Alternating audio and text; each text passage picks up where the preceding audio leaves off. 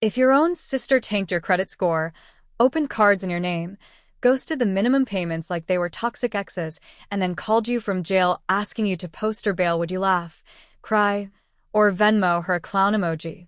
My friends, this is Scarlet Veil. And today, I'm telling you a story that made me stare at my ceiling at 3 in the morning whispering, "Oh, she did not." Welcome to the channel Lying Whispers, where family loyalty meets financial fraud, and we sip the tea slowly. Before we dive in, do me a favor, subscribe, tap that like button, drop a comment, and share this with your most dramatic friend, you know the one. And seriously, grab a coffee, or whatever keeps your soul functioning, porque esta historia is absurd. Pegue café ou a bebida de sua preferência e acompanhe essa história absurda comigo. Stay until the end because the audacity escalates. So here's what happened. The story came from a post labeled, "Very delicately AITA for refusing to pay my sister's bail after she destroyed my credit." Oh, honey. When you see AITA attached to financial crimes, you know it's about to get messy. The protagonist, let's call her Elena, was the responsible sister. The spreadsheet queen. The "I monitor my FICO score for fun" type. She worked 2 jobs through college, paid off her student loans aggressively, and treated her credit score like it was her firstborn child. Her sister? Well, call her Vanessa. Vanessa treated responsibility like it was gluten. She avoided it at all costs. Elena first noticed something was wrong when her credit card application got denied. Elena had never missed a payment in her life. She checked her banking app the way other people check Instagram. So when the letter arrived saying her credit score had dropped over 200 points, she felt her stomach fall. 200 points. My friends, that's not a little oopsie. That's financial homicide. She ran a credit report. 3 credit cards she never opened. A personal loan. A store card from a boutique she'd never stepped foot in. All under her name. All maxed out. And guess whose address was listed on one of the applications? Vanessa's. Pause. Let that marinate. Elena called her sister. Vanessa answered like nothing was wrong. Oh, that? It's temporary. I was going to pay it back. Temporary. Like identity theft is a seasonal accessory. Elena's hands were shaking. She asked how long this had been happening. Vanessa sighed and said, "You have good credit." "I don't. It's not like you were using it." "I need a moment." My friends, the mental gymnastics deserve an Olympic medal. Elena reported the fraud. Yes, she did. Because here's the thing, and listen carefully, protecting your financial identity is not betrayal. It's survival. Vanessa lost it. She accused Elena of choosing money over family. Ah yes. The classic manipulation script. Step 1, commit crime. Step 2, cry victim. Step 3, gaslight aggressively. Vanessa moved out of their parents' house shortly after. But the damage? Oh, the damage lingered. Collection agencies called Elena daily. Her loan interest rates skyrocketed. She had to freeze her credit. For over a year, she rebuilt everything, piece by painful piece. And just when stability returned, the call came. Vanessa had been arrested. Credit card fraud. Surprise. And guess who she called first? Elena. Of course she did. "Can you post my bail?" Vanessa asked, voice trembling. The bail amount? $15,000. My friend's 15. Elena had savings, yes. But those savings were her emergency fund. Her future down payment. Her safety net after her own sister torched her financial life. She asked Vanessa why she should help. Vanessa said, "Because we're family." And you owe me. Owe her. I almost spilled my coffee. Owe her for what? The privilege of debt collectors? Vanessa went on about how jail was scary, how their parents couldn't afford it, how Elena was cold for hesitating. And here's where it gets juicy. Their parents started pressuring Elena too. They said, "She made mistakes. Don't let her life be ruined." Elena responded quietly, "She already tried to ruin mine." Tell me that line doesn't hit. For days, Elena barely slept. She replayed every childhood memory. Birthday parties. Shared secrets. Late-night giggles. Was she heartless for refusing? Or was she finally setting a boundary? This is where I lean toward the camera, my friends. Because society loves preaching family loyalty until you're the one bleeding from it. If someone sets your house on fire, do you hand them the match again? Vanessa called again from jail, this time crying harder. She said if Elena didn't help, she'd never forgive her. Which is fascinating, because forgiveness apparently flows one direction. Elena asked herself the AITA question. Am I the villain if I let her sit there? She posted her story online. Responses flooded in. Protect yourself. She committed a crime. Family doesn't mean unlimited access to your life. But of course a few comments said, blood is blood. Ah yes, blood. So is plasma. Still doesn't mean you donate all of it. Halfway through this mess, Elena did something bold. She met Vanessa in jail. They sat across from each other. Vanessa looked smaller somehow. Less glamorous. No designer handbag. No curated image. Just consequences. Elena asked one simple question. If I pay your bail, what guarantees do I have you won't do this again? Vanessa blinked. Silence. Then she said, you don't trust me? My friends, trust is not a free refill. It's earned. And Vanessa had overdrawn. Elena walked out without signing anything. And here comes the part where the internet collectively gasped. She did not pay the bail. Vanessa stayed in jail until their parents scraped together a smaller bond weeks later. Family dinners became cold wars. Whispers. Side eyes. Passive-aggressive comments. But Elena's credit? Protected. Her savings? Intact. Her peace? Slowly returning. Now here's the twist. Months later, Vanessa took a plea deal. Mandatory financial counseling. Probation. Restitution. And during one therapy session, Vanessa admitted something brutal. She never thought Elena would report her. She assumed family would shield her. That assumption? That's the real villain of this story. If you've made it this far, support with a like because we are unpacking generational manipulation with surgical precision. Elena eventually wrote an update. She said she didn't feel triumphant. She felt clear. There's a difference. She didn't hate her sister. But she no longer confused love with sacrifice. And that, my friends, is growth. Now, let's address the spicy question. Was she the AITA? Or was she the only adult in the room? Because here's what no one says out loud. Sometimes the most loving thing you can do is let someone face consequences. Vanessa eventually texted her months later. A simple message. I'm trying. Not an apology. Not accountability. Just trying. Elena responded. Good. Keep going. No emojis. No money. No rescue. Just boundaries. And that's where we leave them. Two sisters. One who weaponized trust. One who rebuilt it within herself. Family loyalty is beautiful. But blind loyalty? That's expensive. So tell me, my friends, if your sister destroyed your credit and then called you from jail asking for $15,000, would you pay? Would you block her? Would you show up with popcorn? Be honest. He finished? Oh no, my friends, we are just getting started. Did you really think Vanessa would quietly accept consequences, light a candle for personal growth, and journal her way into redemption? Please. This is Lying Whispers. We don't do peaceful resolutions without at least 3 emotional plot twists and 1 family group chat explosion. So grab another sip of that coffee. Because part 2? That's where the emotional manipulation upgrades to premium subscription. Part 2 consequences are not a group project. Elena thought the worst was over. Vanessa had taken the plea deal. Probation. Financial counseling. Restitution payments. Court supervision. Translation? Adulting with supervision. For a few weeks, things were quiet. Too quiet. And if you've ever dealt with a chaotic sibling, you already know silence is never peace. It's buffering. The first sign came in the form of a Facebook post. Vanessa uploaded a blurry selfie. Court building in the background. Caption.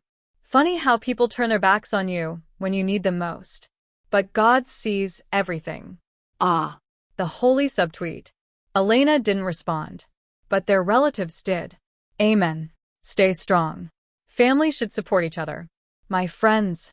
The audacity to commit financial fraud and then posture as a persecuted saint?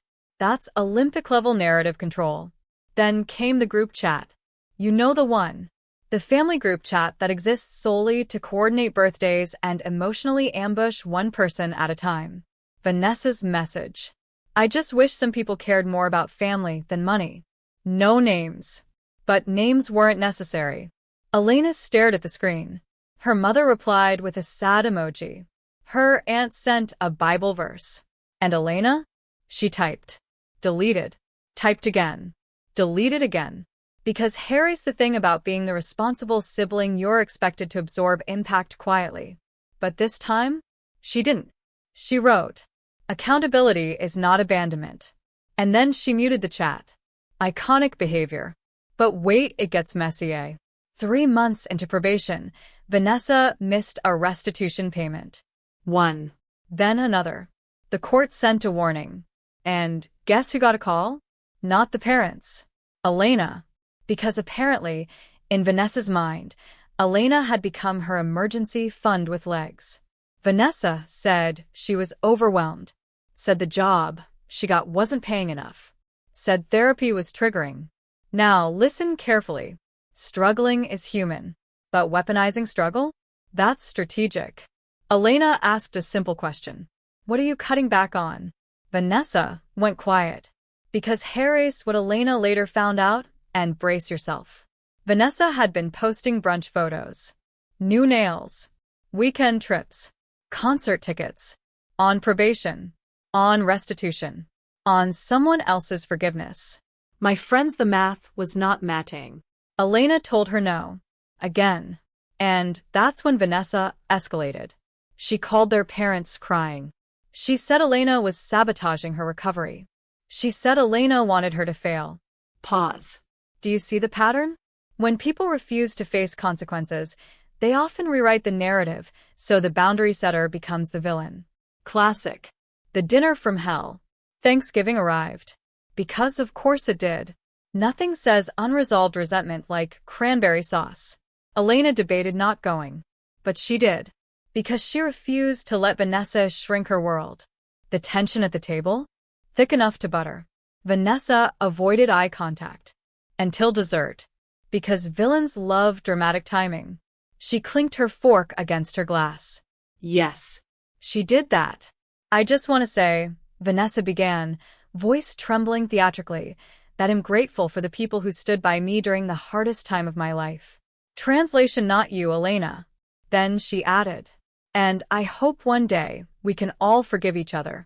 Each other. Plural. As if identity theft was a collaborative hobby. Elena felt every eye at the table shift toward her. And Harry's the moment, my friends. The pivot point. She could stay quiet. Or she could speak. She chose calm. Which, honestly, is more terrifying than rage. She said, I forgave you the moment I stopped paying for your mistakes. Forks froze midair. Vanessa's face tightened. Their father cleared his throat. And in that silence, something shifted. Because for the first time, Elena didn't defend herself. She didn't over-explain. She didn't apologize for having boundaries. She just existed in them. And that's power. The AITA update. A few weeks later, Elena updated her original AITA post. She wrote about the manipulation, the social media martyrdom, the family pressure, and she ended with, I still love her, but I won't fund her chaos. The internet applauded. But Harry's the twist no one saw coming. Vanessa found the post. Yes. She found it. And she was furious. She accused Elena of public humiliation. Which is fascinating. Because opening credit cards in someone's name apparently counts as private bonding time. Vanessa threatened to sue. For defamation. My friends, you cannot defame someone with court records.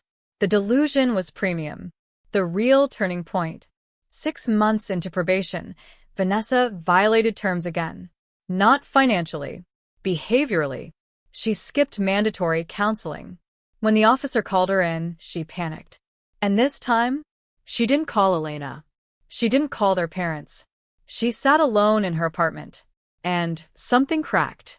because for the first time, there was no one left to blame. No villain narrative.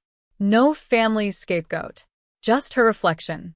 Consequences, when not cushioned, force clarity. She completed counseling. Reluctantly, at first. Then consistently. And slowly, her tone changed. Not overnight. Not magically. But gradually. She sent Elena a message one evening. Not asking for money. Not implying guilt. Just this. I didn't think what I did would really hurt you. There it is. The root. Vanessa had minimized the damage because she had never felt it. Credit scores are invisible. Trust erosion is silent. Until it isn't. Elena responded after an hour. Not instantly. Boundaries don't rush. She wrote, "It didn't just hurt me. It changed how I see you." Honest. Controlled. Devastating. Vanessa replied, "I'm working on being someone you don't have to protect yourself from." And for the first time, Elena believed she might mean it. So, was Elena the villain? Let's circle back, my friends. Was she heartless for not paying the bail? Was she cruel for reporting the fraud? Or was she simply the first person in that family to say, enough? Because here's the uncomfortable truth.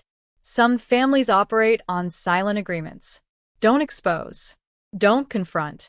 Don't disrupt the illusion. Elena disrupted it. And disruption feels like betrayal to people invested in denial. But growth? Growth often starts with discomfort. Final reflection. Vanessa is still on probation. Still paying restitution. Still rebuilding. Elena's credit score? Higher than ever. But more importantly, her self-respect is stable. They are not best friends. They are not enemies. They are two adults navigating the aftermath of broken trust. And sometimes that's the most realistic ending. Not dramatic reconciliation. Not permanent exile. Just cautious distance and earned proximity. So tell me, my friends, if someone weaponized your identity and then asked you to rescue them from the consequences, would you pay the bail? Would you expose them? Would you forgive? Or would you finally choose yourself? Because loyalty without accountability is just enabling with better branding. And we don't do that here. Comenta aí. My friends, preciso saber o que vocês fariam nessa situação.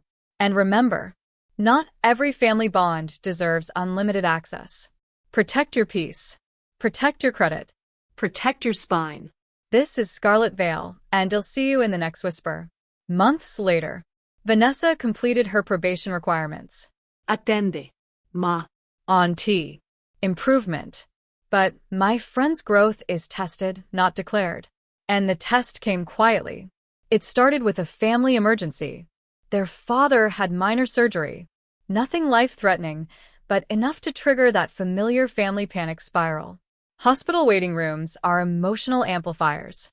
Regret gets louder there. So does resentment. Elena showed up. Of course she did. She always did. Vanessa arrived too.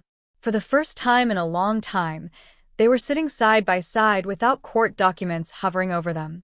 No accusations. Just fluorescent lighting and shared DNA. Vanessa broke the silence. I've been looking at my credit score. Oh, we're here now. Elena didn't react. Vanessa continued. It's bad. Like really bad. And now I get it. That sentence carried weight. Because for the first time, Vanessa was experiencing what she had inflicted. Denied applications. High interest rates. Embarrassing financial conversations. Reality. And my friends, reality is undefeated. But here's where it gets interesting. Vanessa didn't ask for money. She asked for advice. Small shift. Huge difference. She asked how to rebuild. How long it takes. How to stop feeling ashamed. And Elena, careful, measured Elena, answered. Not warmly. Not coldly. Just factually. Because boundaries don't erase compassion. They organize it. The internet strikes again. Meanwhile, Elena had updated her AITA post one more time. She wrote, "My sister is trying. I'm cautiously supportive. But I still won't rescue her." And the comments exploded again. Half the internet declared her healed. The other half accused her of holding grudges. My friends, People love redemption arcs as long as they're fast and cinematic. But real healing? It's boring. It's incremental. It's uncomfortable. It's full of relapses in mindset, not behavior. Vanessa wasn't stealing anymore. But she still struggled with accountability language. She'd say things like, "I messed up, but we were both hurt." No, ma'am. "Only one of you committed fraud." Let's not rewrite history for emotional convenience. The wedding invitation. Now brace yourselves. Because life loves dramatic timing.